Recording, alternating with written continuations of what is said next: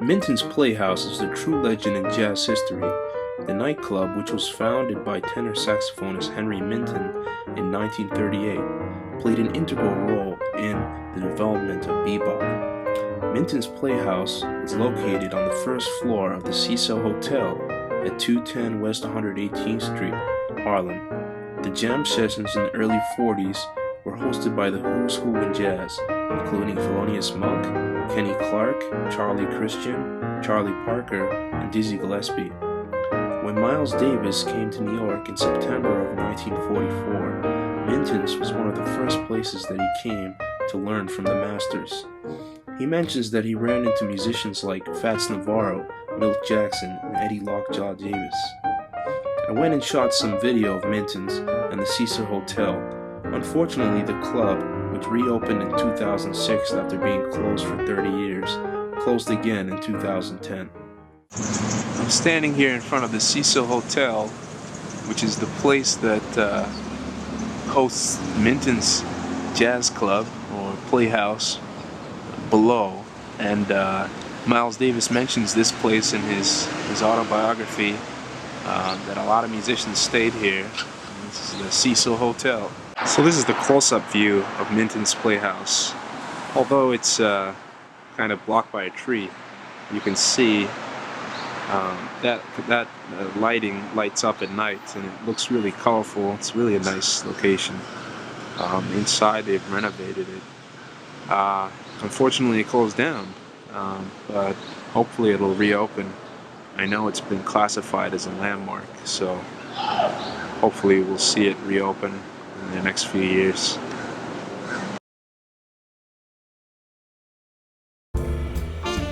Miles Davis mentions Dewey Square, which is currently called the A. Philip Randolph Square.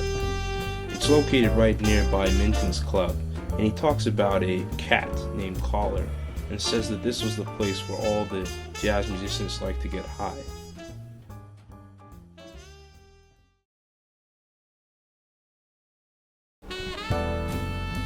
Small's Paradise opened in 1925 and was a major nightclub in Harlem. The club had a huge basement that could fit close to 1,500 people. There was a large stage for a big band and a small dance floor.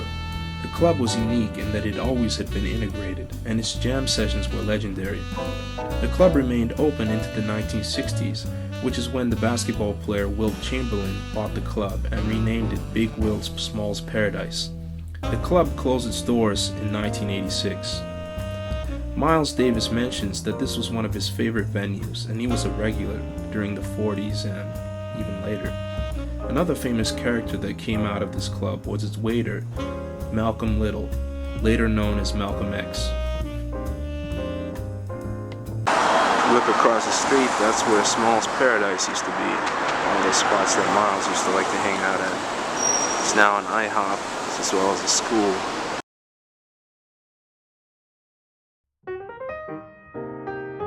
The Heatwave Jazz Club was located on 145th Street, and it was the spot that Miles Davis went to in order to find Charlie Parker in New York. Jam sessions were held on Sunday afternoons, and the club opened once or twice a week. I wasn't able to find a photo of the club, although I'm told by Phil Shapp that one does exist. On this particular flyer, you can see that the spelling is questionable. James Moody, Biddy Fleet, Taps Miller, and Charlie Parker, and Rubel Blakey are all performing. Believe it or not, we are in front of the Heatwave Jazz Club. One of the spots that Miles Davis came to jam, and the spot that he came to meet Charlie Parker. When he first came to New York, he sought out Charlie Parker. Turns out this was the location. Unfortunately, it seems like the building has been razed, but this was where the Heatwave Club was located, and 266 145th Street.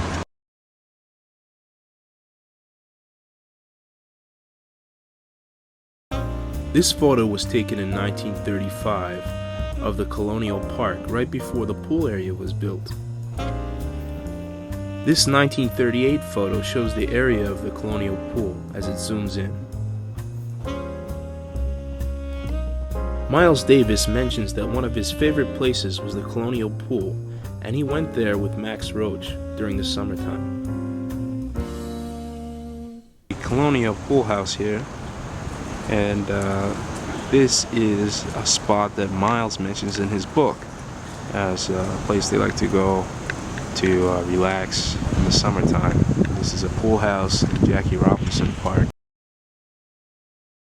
When Charlie Parker, who was Miles Davis's idol, first came to New York, one of the first places he started to work washing dishes was Jimmy's Chicken Shack in 1939. It was located in Sugar Hill, and it was a jazz-friendly venue. It was only a few doors down from Lucky's Rendezvous, which was once called New York's strangest jazz club. It was a very liberal and gay-friendly place, and regulars came through like Art Tatum and Billy Strayhorn. There were opera singers from Columbia University as waitresses, and Chan Parker mentions that Miles Davis and Charlie Parker lived on 149th in Amsterdam, which is only a block away.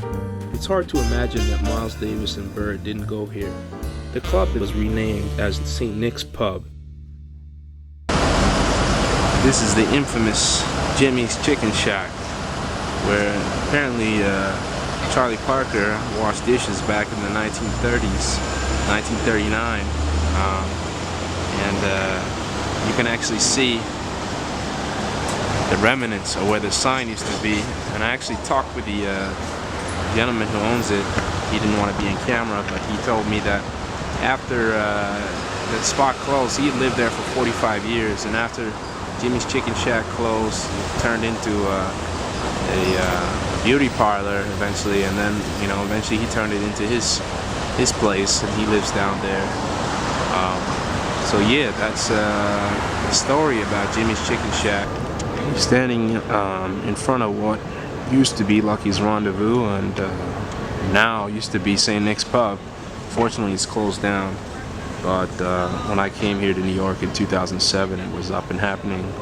Just closed 2 years ago, and you can see the remnants of a sign. This used to be Lucky's Rendezvous, real famous spot.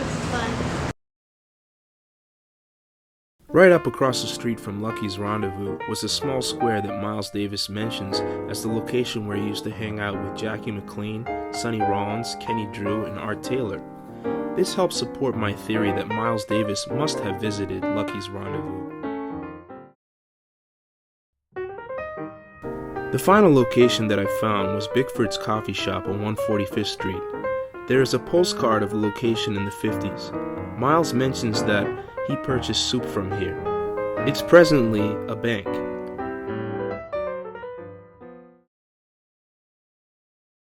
So there you have it, some of the places that the young Miles Davis frequented in the 1940s and 50s. This research is in no way complete, and there's so much to rediscover. Some places that I'd like to find include the exact location of Miles and Charlie Parker's apartments, as well as Bell's Club, which was mentioned in Miles Davis's tune Sippin' at Bell's. Chan Parker mentions that he was located on 149th and Broadway, and Miles and Sonny Rollins used to drink here, but thus far I can't find any photo evidence. Please email questions, comments, or more information to jonahbasejazz@gmail.com, as I'm doing a thesis project of jazz in Harlem.